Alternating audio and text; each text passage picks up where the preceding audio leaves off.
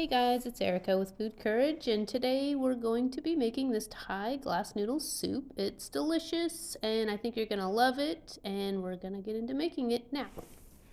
So before we actually cook the soup, we're just gonna do a little bit of prep. You can see here that I'm making carrot ribbons, just using a vegetable peeler. I'm sure there are other ways you can do it, maybe a spiralizer or something like that, but I just find it easiest to use a vegetable peeler, and just keep doing that until you get through 3 or 4 carrots, and then you'll set those aside. Now we're just going to go ahead and make those meatballs. They're pretty simple. They just involve some ground chicken or pork.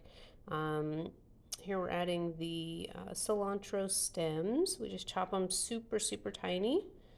And then I'm adding a little bit of white pepper, which you can omit if you're doing AIP.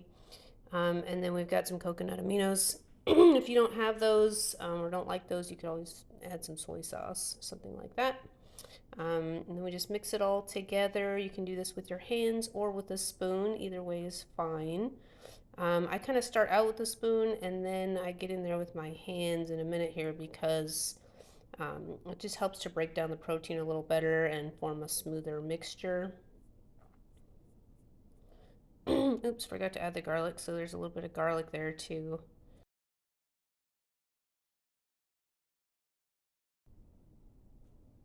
Almost done here. Okay, let's just set aside the spoon, and then I'm just going to work it in with my hands a little bit more.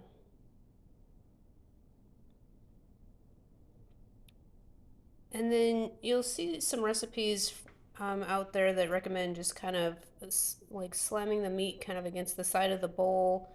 You'll see me doing that here, just kind of just throw it down a little bit and kind of smack it towards the bottom of the bowl, and that just kind of helps to further break down that protein and get a nice smooth mixture to where you can form those meatballs.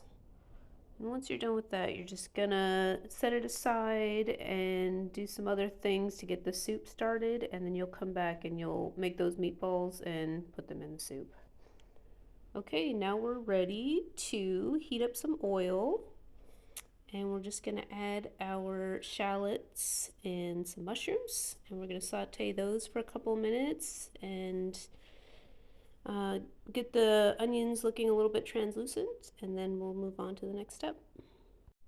Now I'm just adding in a little bit of garlic with the onions and mushrooms. I don't add it at the same time as the onions and mushrooms because they tend to burn a little bit faster. So I like to wait a couple minutes, get those other things sauteed, and then add in the garlic, and we'll just do that for a short time. Now we're going to go ahead and start making our broth. We're going to add the water, and then we're going to add in our coconut aminos and our fish sauce. If you don't like fish sauce, you can use soy sauce or salt or something like that instead. And we've got our white pepper. And now we're going to start making our meatballs. You can see I'm just using a couple spoons. I think that's easiest. You can use your hands if you want, but I just think it's just very easy to do it this way. Just scoop with one spoon and then use the other spoon to plop it into the soup. And you just keep doing this until you get through all of it, and you've got all your meatballs working there. Now we're adding in those carrot ribbons, and then the noodles. If you're using, these are sweet potato noodles, glass noodles. If you're using mung bean vermicelli noodles, you'll need to soak those first, drain them, and then add them to the soup. Towards the end of the cooking process, we'll just add in a little bit of spinach and green onions, and then just stir it up, and you're ready to serve.